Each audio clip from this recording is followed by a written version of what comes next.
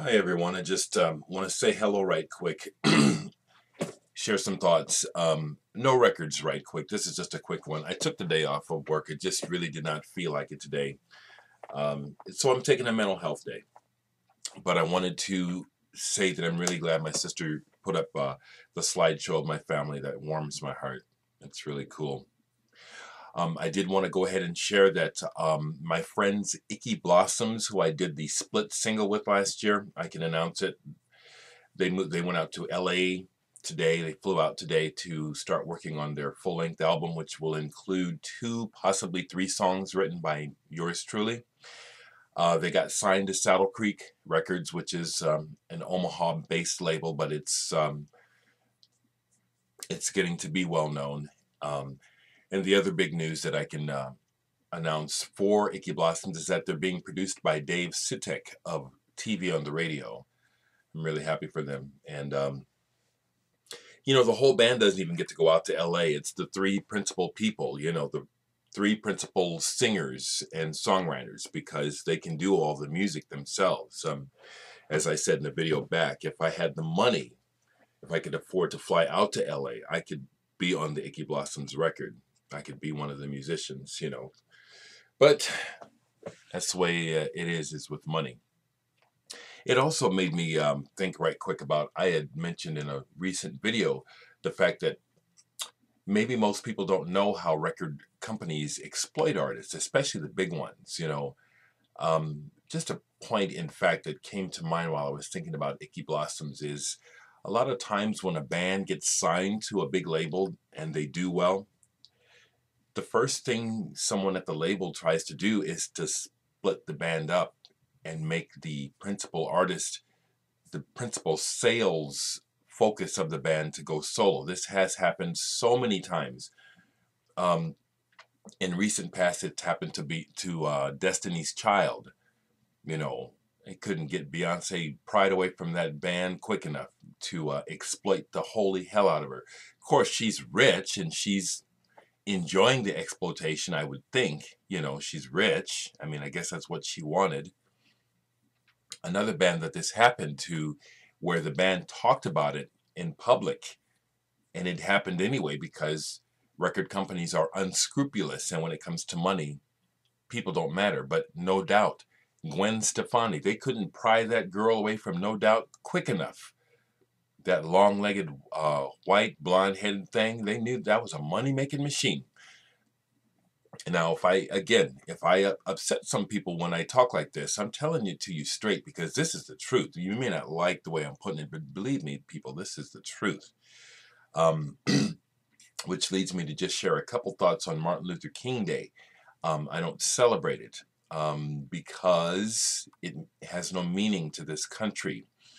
Martin Luther King as a person has a lot of meaning to me personally, but I'm glad for the day off, but I know that it is meaningless to this country. And I was, for a while, being groomed by my community and my church to be a Martin Luther King type.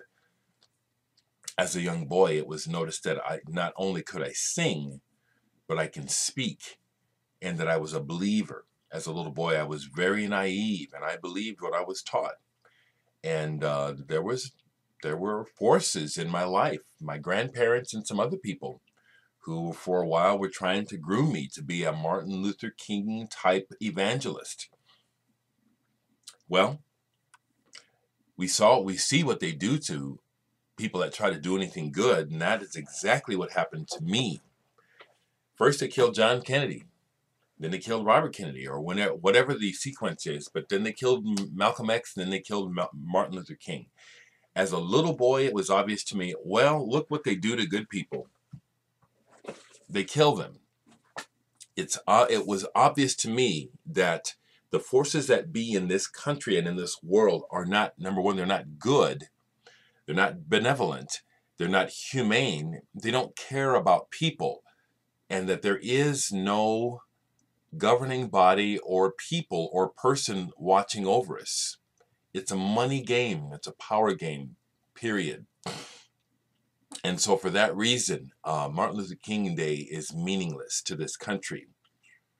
Martin Luther King means something to me, but this is just, you know, and for my international friends, people that are across the waters watching this, America's just a lie. I mean, I'm living here and I love living here. I love having a nice life, but I don't have to kiss the ass of a country that is a liar, you know, and America is a lie.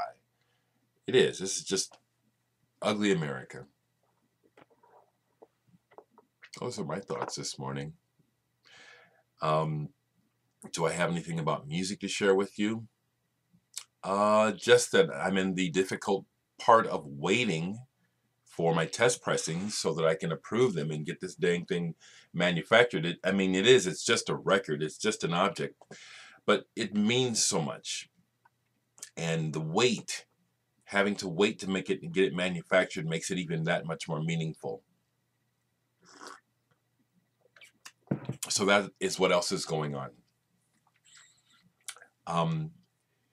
My band Patio Furniture, which, well, it's not my band, it's a band I play in. And there's a lot of video of the band on YouTube. Some of it is quite embarrassing. It's a long story, but interesting. I'm about ready to tell Nils, the leader of the band, that I won't do it anymore. We started rehearsal for an upcoming gig, the Groundhog Prom. It's a big party in Omaha, big annual, big party that we get to play for. We get paid. I hate it myself. I don't like the prom. I'm just not a big party person like that, which is another reason why I haven't answered the party thread. I don't have a good answer for that. But interestingly, the band is always piecemeal, and this is probably the best version of the band that Nils, the leader of the band, has ever been able to put together. He's got these two other incredible musicians, Craig Franklin. I don't know who all he's played with, but he can play that Hammond organ like Jimmy Smith. And then Duke. I forget Duke's real name. Duke's been in soul bands since the day, and right now he's playing with some internationally known gospel act. I forget the name, Aurora or something. But he hired these guys for the gig, and we started to rehearse, and it's a joy to play with good musicians. And I'm just thinking to myself, man, it's too bad that I hate this music so much. I really don't like. And yeah, Nils, you know, he knows. You know, he's my friend. I play because he's a friend, but I don't like his songs. I don't like those songs. And now that he's got these decent musicians to play this next band, I'm thinking, man, this is my last show. I've been playing with Nils over 10 years, longer than I've been with any band. It's the least, I'm being honest, yeah, Nils, you can handle it. It's the least fun. I dread our shows, actually. Rehearsal the other night was awesome because Duke and Craig are so good. You heard how we got in. We just jumped off into Stormy Monday Blues. Now, that's the thing now, guys. You know I don't like to listen to the blues. I can play the blues for days. I can play the blues with the Masters. And we played Stormy Monday like you guys probably would have, some of you blues people would have had a heyday. Craig Franklin getting down like Jimmy Smith on the Hammond organ. And then we jumped off into some R&B. It was some kind of old, I can't call the riff. It's an old, it's like a blues thing where you just kind of do this repeat thing, and then you get to the change and you start over again. And all, not all, but most old school musicians know how to play this shit. And I know how to play it because I got taught old school. I'm just riffing, talking off the top of my head. That's what I've been busy with, you know. Rehearsal for this next Patio Furniture show. Talking to Nick. Plotting what can happen with Indrima while Icky Blossoms is about to kind of go onto the front burner. That's how things go, you know. Indrima might be quiet for a little while because Nick has to pay attention to Icky Blossoms, which is fine. But Indrima is still intact and going and still on the charts and on the burner as far as trying to get something going. I just wanted to share some thoughts, and I'll show one record.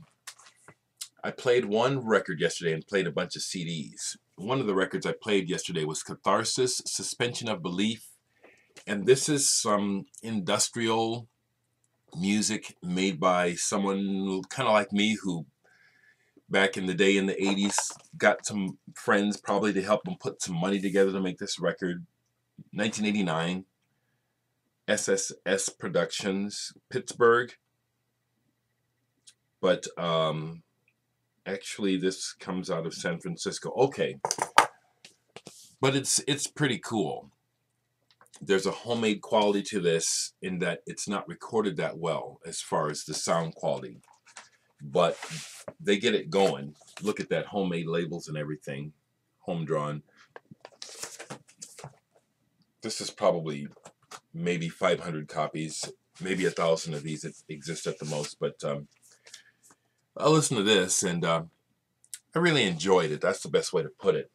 I was putting stuff on my MP3 player, and so I took some stuff off of Ralph and Florian yesterday digitally. I just love this album. This is a homemade copy. I don't think this has been issued officially yet. I know there's versions of it out there, but I just went ahead and made my own copy. This is official. I was listening to Comet and Melody, Mitternacht. Mitternacht, that's the song I really like off of here. Kraftwerk's Autobahn.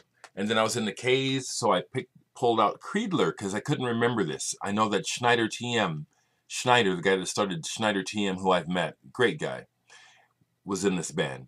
It's an interesting band, the way they use acoustic drums with electronics.